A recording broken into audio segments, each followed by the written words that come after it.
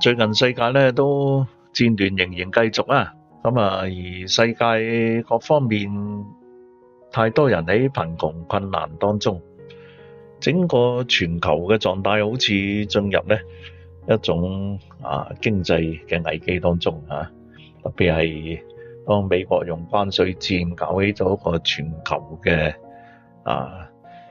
經濟貿易戰爭之後，好多國咧遭遇唔同嘅困難，而加關稅可能只會製造到雙方都受傷害啊！即係加咗人嘅關稅咧，就你好似有筆收入，但係收入咧其實都係自己嗰啲公司俾嘅啫，咁最後就引起通貨膨脹，通貨膨脹樣嘢歸落去，咁大家咧都係好艱難嘅。咁可以話咧，人類係最近呢段時間都仲有好多嘅困苦當中咧。除咗戰亂之外，經濟嘅繁榮咧，嗰啲強國咧都不能再一枝獨秀啦。咁一個世界有好多困難嘅時刻，咁人應該點祈禱咧？咁樣啊？咁我睇見呢個保羅咧，就同佢嘅主要嘅門生，佢嘅門徒係提摩太寫封信啊，聖經叫提摩太前書同後書啊。咁提摩太前書咧，佢第2章咧，佢一開始提出一個講法嘅喎。佢話咧，我勸你即係呢個佢嘅門生佢嘅大弟子亦可以話繼承保羅嘅使徒嘅職事嗰啲嘅工作使徒職分係上帝俾你一個職分，係職事就係你要做嘅，就係話咧，對呢個世界咧係有好多嘅上帝嗰個嚟交俾你嘅理想同使命喺現實要實現出嚟。咁保羅嗰個時代，其實保羅被逼坐監而且後來亦係被殺。咁當時所有耶穌嘅門徒，除咗約翰都係全部咧都係被殘酷嘅殺死。而羅馬政府對奴隸有好多嘅迫害，對基督徒亦有好多嘅迫害咁亦咧稍後亦有大舉嘅屠殺猶太人。咁呢個世界係好多亂局啊！咁保羅就寫信俾提摩太，佢話咧，第一要為萬人懇求、禱告、代求、祝謝咁。咁保羅作為呢一個提摩太嘅屬靈嘅父親，即係佢靈性上咧，佢好似佢個仔咁啦。佢指示提摩太咧，就需要建立寬廣嘅靈性空間即係話你個心靈咧，唔係淨係睇現實呢啲嘅問題。現實羅馬政治都有好多問題啦，佢統治咁多地方，好多嘅亂局啦，羅馬政府又係好殘酷啦咁但係呢啲係現實問題，但係喺屬靈上關懷嘅係仲高一層次嘅。高層次就係話用一個寬廣嘅靈性空間去睇人類萬人即係人類。佢話我勸你，勸呢個字嘅希臘文咧叫 parakaleo 咁呢個詞係有教導你、懇求你同鼓勵你嘅意思嘅。即係做一個老師咧，不但教導你，仲懇求你做好希望你做好鼓勵你做好咁咧。佢話我勸你咩？第一就係指即係最重要嘅事啦，就係要為萬人禱告。咁為萬人禱告意思係咩？即係教導信徒咧，係要有一個宇宙性嘅胸襟，係要對全球全人類有一個視野，即係你能唔能夠用上帝嘅眼界同視野去睇呢個世界，抑或只係捲喺現實上嘅錯綜複雜嘅關係裏面鬥來鬥去、拗來拗去、鬧來鬧去咧咁。我哋世人都係無端端拗參懵嘅，冇事都要拗參懵係咪？咁有啲都唔係咩偉大嘅公義善良嘅事，都好少少嗰啲行政嘅嘢都會拗參懵咁人類係中意攻擊人嘅亦係中意咧係批評人哋唔啱。咁耶穌都話人係中意論斷人嘛。特別嗰啲以為自己擁有真理嘅人，更加中意論斷人，話人哋唔啱。所以耶穌叫嗰啲以為自己係好善良擁有真理嘅人咧，唔好淨係睇到人哋眼中嘅木刺，都要睇到自己咧嘅眼中有梁木啊！即係話你咪淨係睇人哋嘅錯，你知道自己都好多錯先得㗎。但係大部分人都唔會反省自己，咁所以保羅咧就叫佢嘅大弟子啦，係繼承佢嘅使徒職事嘅提摩太個，最緊要第一我求你鼓勵你教導你，就係要有上帝嘅眼光睇下人類啊，睇下全球全人類嗰個視野，唔好局限於咧淨係自己現實上關心嘅事。咁所以為萬人咧點啊？懇求、禱告、代謝同埋祝謝。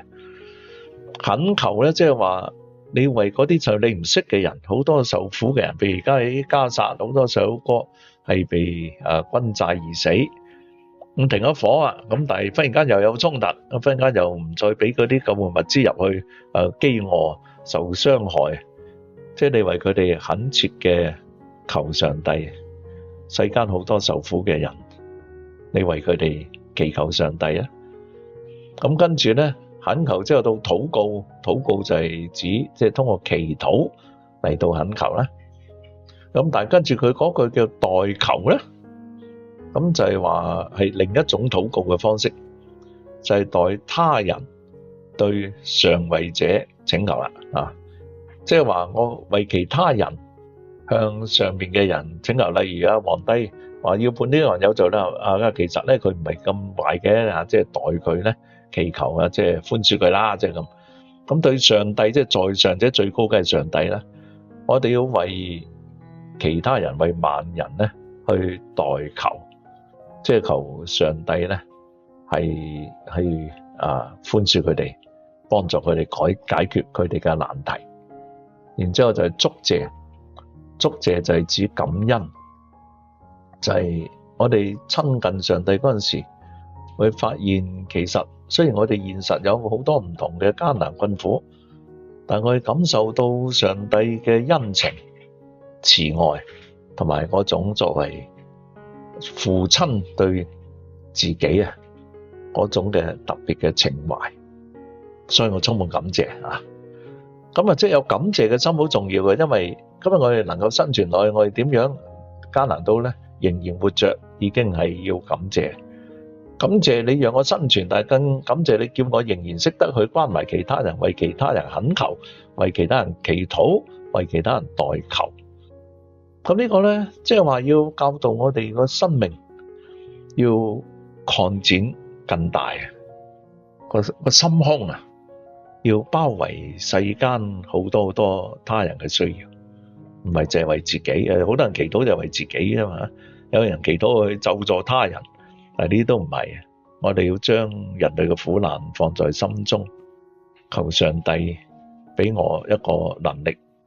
去關懷世間嘅需要，減少咧人類嘅苦難。咁呢個就係一種靈性上嘅操練啊！呢個靈性嘅操練係具有豐富嘅、有好多元嘅表達。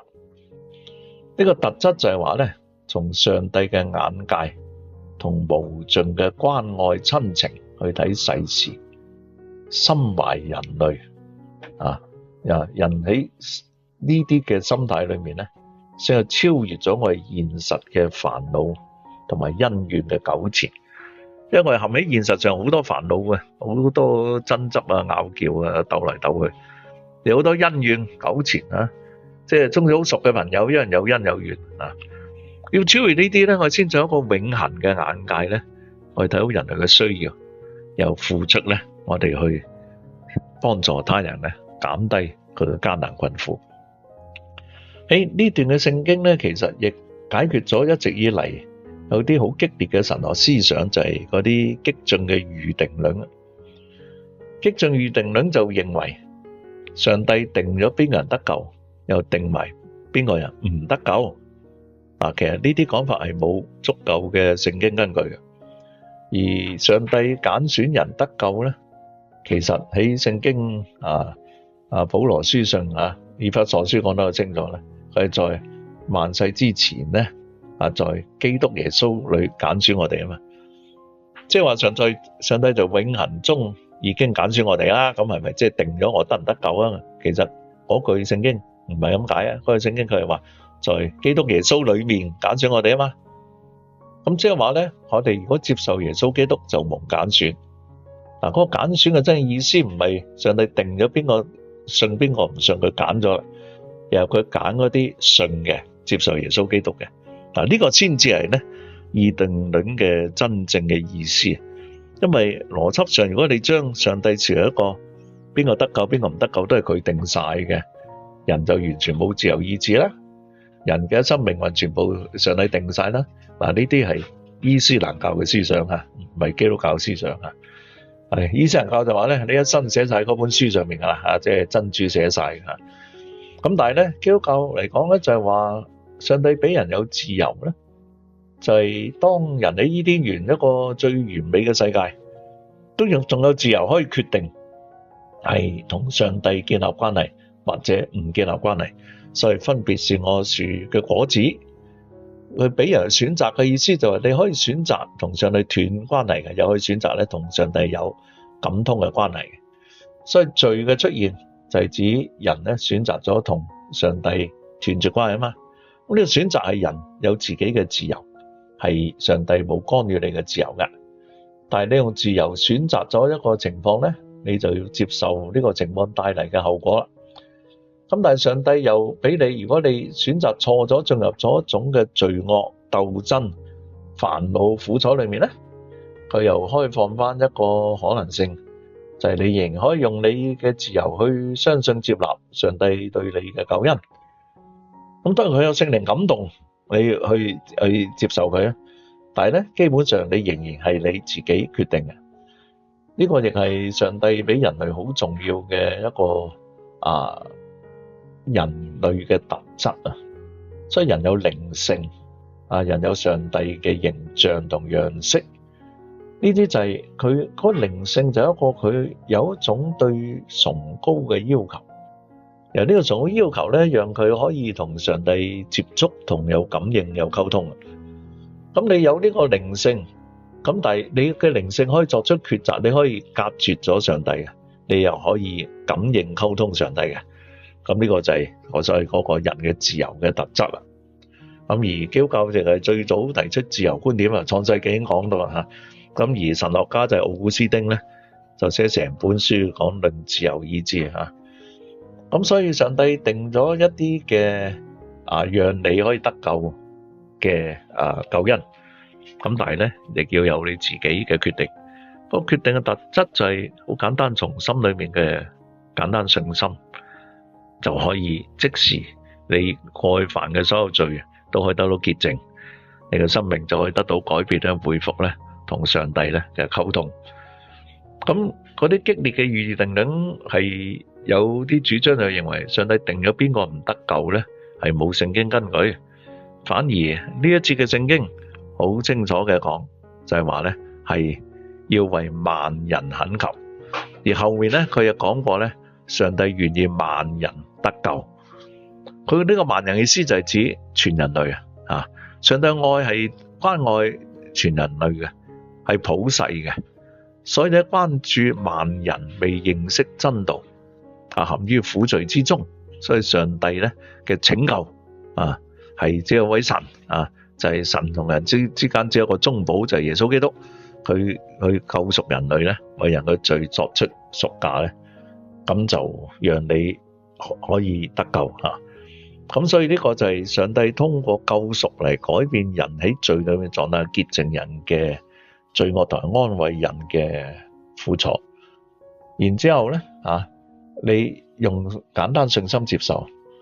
你就可以進入翻同上帝有感應溝通，有感受佢嘅愛，有愛對其他人嗰種生命。所以當聖經提到呢個萬人，上帝希望萬人得救，你亦要為萬人祈禱，其實係一個打開我哋心靈嘅眼界。我哋睇到一個嘅永恆無限嘅眼界睇世界咧，上帝嘅愛去睇世界，同你人所定嘅自以為嘅善惡公義良知等等都唔同。上帝嘅愛係超乎呢一切。咁如果你用簡單信心去接受，你就進入呢種上帝嘅親情，體會呢種親情慈愛，你又以上帝嘅愛同眼界去睇人類。